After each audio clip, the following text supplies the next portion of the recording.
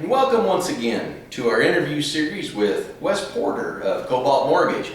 We've been going through the entire process of applying for a loan, getting a home under contract, getting through appraisal, those types of issues. And we're about to get to the fun part that every buyer is excited about. The appraisal and inspection are complete, and now we're headed to closing. So there's been a lot of work that goes on, but what is the lender doing during this time now that we're headed to closing? So at this point, appraisals come back, inspections come back, and your loan's been what's called conditionally approved. For all intents and purposes, we should be 90% of the way home. Now, there still is additional documentation that's often needed. Maybe it's an updated bank statement, an updated pay stub to show that you're still employed. Right. That's important. Yes. But from here, we're really just dotting our I's and crossing our T's. At this point, we're also sending out figures to the title company. Title company being a third party who actually oversees the finalized transaction. Everything we're doing at this point is move towards that closing date to ensure that we meet that in a stress-free environment. Super. So this is also a very exciting time for the borrower, and like you said, hopefully it's stress-free.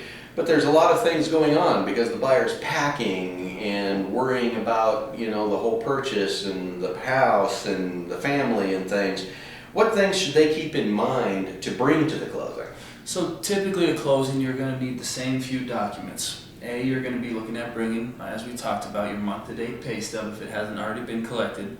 You're always going to need a driver's license just to show photo ID. And at this point, you're going to be wanting to get that cashier's check made out or a wire transfer from your bank to the title company as your down payment. Right, so they have their portion of the transaction that needs to come to the closing, and that varies from loan type to loan type and your situation. So the lender's going to be at the closing, right? The lender should always be at the closing if at all possible. Yeah, that's good advice, because if there are questions or issues, then the lender's there to take care of it, and we're not trying to find them on the phone. Absolutely. So the lender's there. Then does he bring a check or a suitcase full of money, or the buyer's gone through this process to borrow it? So what happens? How does that money get there? So what happens in the loan approval process is that once we have all documents back to underwriting, we get what's called our clear to close. Once we're clear to close, that means that our closing department can actually send over the exact documents as well as the wire transfer. So the lender sends the wire transfer to that third party, the title company. Okay. The title company cannot release those funds to the seller until all documents have been signed, dated, and the lender has given the okay. Great. So at that point, we're at the closing. There's a packet of paper that actually is the real estate side, sells the real estate, and there's a packet of paper that's the loan part that actually provides the money to buy the real estate. How long should we anticipate that a closing would take?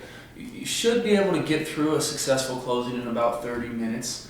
The most important document that you actually sign at that closing is the HUD-1 settlement statement. This is the itemization for all charges, all services that have been provided. And typically, unless in case of an emergency or a rare situation, your lender should have already provided that to you and walked through it so that there are no surprises. Right, it's all done in advance. And depending on how detailed the buyer wants to get and review documents, which they should, that's their right, their documents, it could take 30 minutes to an hour, hour and a half even if you're super detailed.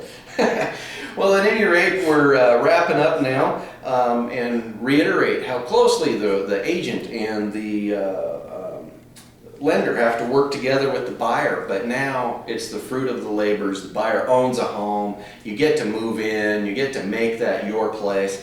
And it's just really important that the buyer understand to have a good team in place. Make sure you have a good realtor. Make sure you have a good lender such as Wes. And if you have questions, be sure to get in touch with us. Wes, how can they get in touch with you? Best way to reach me is by my cell. That's 720-838-1446. Great. And if you need to reach me, I'm Steve Hayes with Real Living, First Choice Real Estate Services. You can get me at 970-690-0541. Thanks. Nice. We should have done that at the end of all I know, of we that. should have. That's all right. Well, the other thing that I'm learning